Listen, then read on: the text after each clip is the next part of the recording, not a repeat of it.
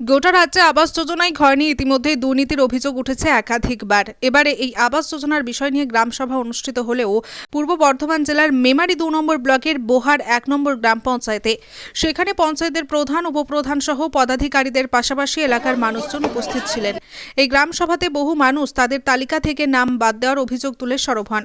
অভিযোগ 2022 সালের তালিকাতে যোগ্য প্রাপকদের নাম থাকলেও 2024 সালের যে নতুন তালিকা তৈরি হয়েছে সেখান থেকে তাদের আবাস যোজনায় অনেকের নাম বাদ চলে গেছে। ইতিমধ্যে এ বিষয়ে ঊর্ধ্বতন কর্তৃপক্ষকে জানিয়েছেন বলে জানালেন পঞ্চায়েতের উপপ্রধান জিন্নাত আলী শেখ। এই গ্রাম পঞ্চায়েতের গ্রাম সভাতে উপস্থিত ছিলেন বোহার 1 নম্বর গ্রাম পঞ্চায়েতের প্রধান ঝর্ণা কিস্কু, উপপ্রধান জিন্নাত আলী শেখ, পঞ্চায়েতের secretary Joydeb Kora, APO assistant program officer Jahangir Alam সহ অন্যান্য পদাধিকারীগণ। আবাস যোজনার প্রাপ্য উপভোক্তারা কি বললেন শুনব। মৃত্যুঞ্জয় যশের রিপোর্ট, সুন্দর বাংলা নিউজ। আজকে কোন জায়গায় এসেছেন? আজকে বোহার 1 নম্বর পঞ্চায়েত। কি কারণে এসেছেন? এটা আমি ঘর পেয়েছি, আমার যে ঘরে ছাউনির টাকাটা পাওয়া যায় আমি অর্ধেক টাকা পেয়েছি, আর অর্ধেক টাকা আজও পর্যন্ত আমি পাইনি। কবে ঘর পেয়েছেন? আপনি কত সালে ঘর পেয়েছি? আজকে 3 বছর হয়ে গেল। কত সাল সেটা? 18-19 সালে। হ্যাঁ, দিয়ে এখন কি চাইছেন? এখন আমার যে বকেয়া টাকাটা আমার প্রাপ্য আছে এই টাকাটা যাতে আমি পাই, আমি ওর জন্যে আবেদন করছি। আপনার কি এখন কি ঘর বেরিয়েছে? না, আমার আর ঘর বেরোয়নি। আবার পাশের বাড়িগুলো সব নাম এসেছে, এটা বলতে পারবো না। সেটা ওনারা ইনকোয়ারিতে গিয়েছিল, হ্যাঁ, ওনারা দেখে এসেছে। ওনারা ভাবনা চিন্তা করবে কাকে দেবে না কী করবে সেটা ওনারা জানে। আমার ওই প্রাপ্য টাকাটা আমি পেলি, আমার সমস্যা। আপনার কোন গ্রাম বাড়ি? আমার বোহার 1 নম্বরই বাড়ি, হরিণডাঙ্গা। আপনার নাম? আমার নাম ফজু শেখ। কি বললেন ওনারা? কি বললেন ওনারা? খালি আসি আর খালি বলে ওই আমাদের এখনো টাকা দিইনি, দিলেই আমরা দিয়ে দেবো। হ্যাঁ, এই আমাদের ঘরে এটা দিয়েই বুঝাই। আজকে কোন জায়গায় এসেছেন? আজকে গ্রাম পঞ্চায়েতে বোহার 1 নম্বর গ্রাম পঞ্চায়েত হরিণডাঙ্গার মন্ডলে এসেছি। কি কারণে এসেছেন? ঘর পাওয়ার জন্য, মাটির ঘর আমাদের সকলের। দিয়ে দিয়ে আমরা চাই যে সকল মিলে আমরা যাতে নাম কাটা গেছে আমরা মাটির ঘর যেন প্রাপ্তভাবে পাই। আপনারা কি প্রশাসনকে জানিয়েছেন, ঊর্ধ্বতন কর্তৃপক্ষকে জানিয়েছেন যে আপনাদের নাম? জানিয়েছে, সব সদস্য গিয়েছিলেন, দেখেও এসেছেন, পাইনি। আমরা ইনকোয়ারিও করে এসেছেন। কতদিন আগে ইনকোয়ারি গিয়েছিল? প্রায় 20-25 দিন হয়ে গেছে। অথচ আপনাদের নাম বাদ গেছে। বাদ গেছে আমাদের সব। তা আপনাদের কি পাকা বাড়ি নাকি? আছে, আমাদের বাড়ি দুটো মাটির বাড়ি আছে, ভেঙে পড়ে আছে, জল পড়ছে ঘর দিয়ে। কোন গ্রামের বাসিন্দারা আপনারা? বদলাম। আপনার নাম কি? আমার নাম অপর্ণা ধারা। আপনারা কি সবাই মাটির বাড়ি? সবাই কি ঘর প্রাপ্য? হ্যাঁ, সবাই ঘর পাবো। তাহলে এখন কি চাইছেন? এখন চাই সকল ছেলে যাদের বাদ গেছে সকলেই যেন মাটির বাড়ি থেকে দালান বাড়ি পায়। দিদি যেন সবাইকে দেন, সবাইকে দিচ্ছে, আরো দিই।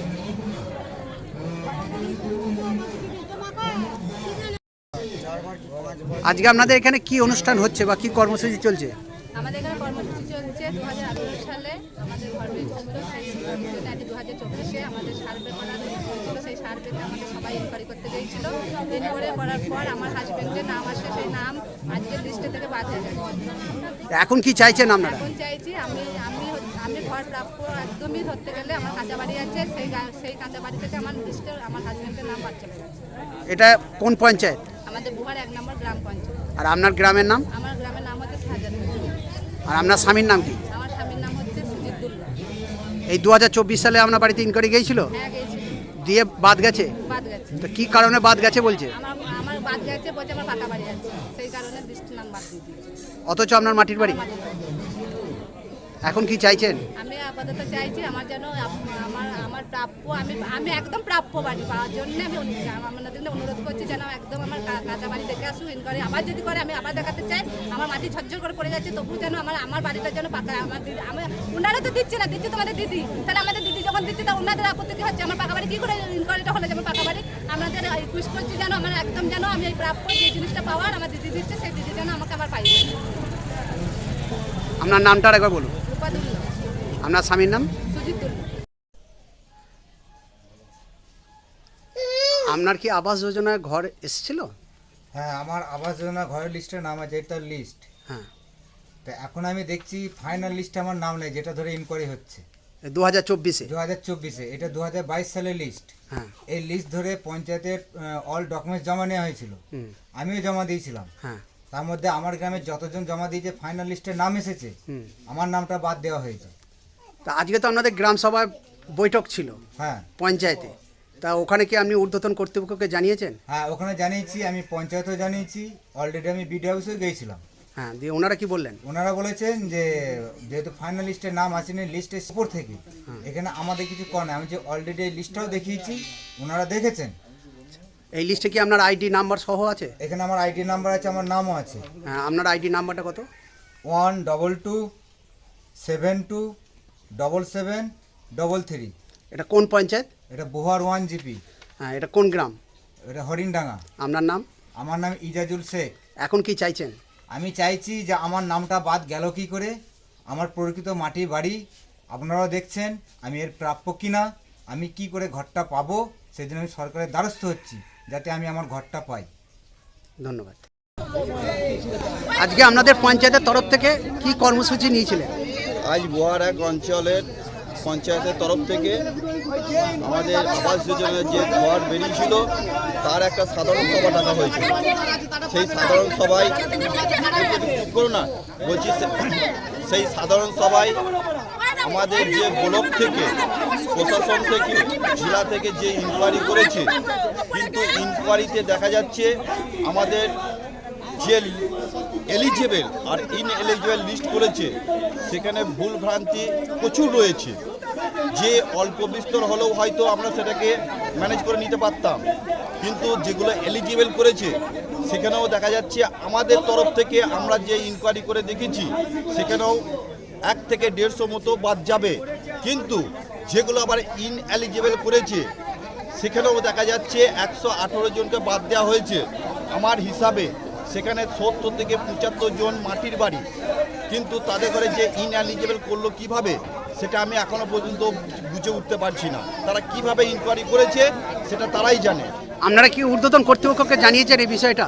আমরা ঊর্ধ্বতন কর্তৃপক্ষকে অবশ্যই জানিয়েছি, বিডিও, জয়েন্ট বিডিও দুজনকেই জানানো হয়েছে যে যারা ঘর পাওয়ার উপযুক্ত তারা কিন্তু ঘর পায়নি। আপনাদের যে ইনকোয়ারি হয়েছে সেই লিস্ট থেকে বাদ গেছে, অথচ যারা ঘর পাবে না তাদের কিন্তু লিস্টে নাম এসে গেছে। এই নিয়ে আমি বোহার এক পঞ্চায়েতে এই বিষয়টা নিয়ে আমি প্রচুর চাপে রয়েছি। এই বিষয়টা আমি অলরেডি ভিডিও, জয়েন্ট ভিডিওকে জানিয়েছি। আজকে আমাদের এই গ্রাম সভার মধ্যে কারা কারা উপস্থিত ছিলেন?